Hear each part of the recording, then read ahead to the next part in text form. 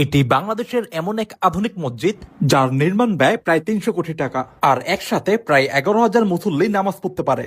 কাবা ঘরের আদলে তৈরি এই মসজিদে গাড়ি পার্কিং থেকে শুরু করে এসকেলেটর, লিফট সবকিছুই আছে এখানে।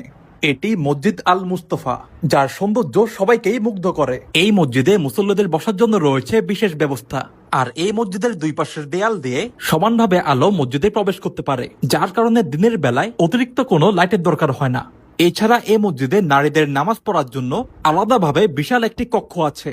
আর এই মসজিদের ডিজাইন এমন ভাবে করা হয়েছে, দোতলা ও তিনতলার মুসল্লিরাও ইমাম সাহেবকে সরাসরি দেখতে পারবে। ৫ তলা বিশিষ্ট এই মসজিদে উপরে ওঠার জন্য সিঁড়ির পাশাপাশি আছে এসকেলেটর ও লিফট। আর রোজার মাসে সম্পূর্ণ ৩০ দিনই এখানে বিশাল পরিসরে ইফতারের ব্যবস্থা করা হয়। ধনী গরিব সবাই একসাথে বসে ইফতার করে। এমন আয়োজন বাংলাদেশে আর কোথাও হয় না। অনেক দূর দূরান্ত থেকে মানুষ আসে এখানে ইফতার করতে আর এই মসজিদের সৌন্দর্য দেখতে।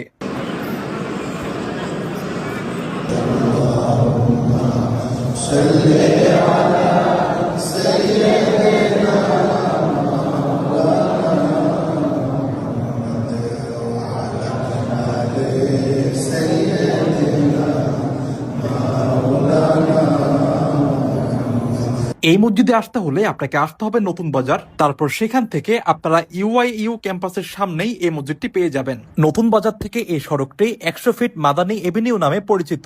এমন আরো ভিডিও পেতে ফলো দিয়ে সাথেই থাকুন।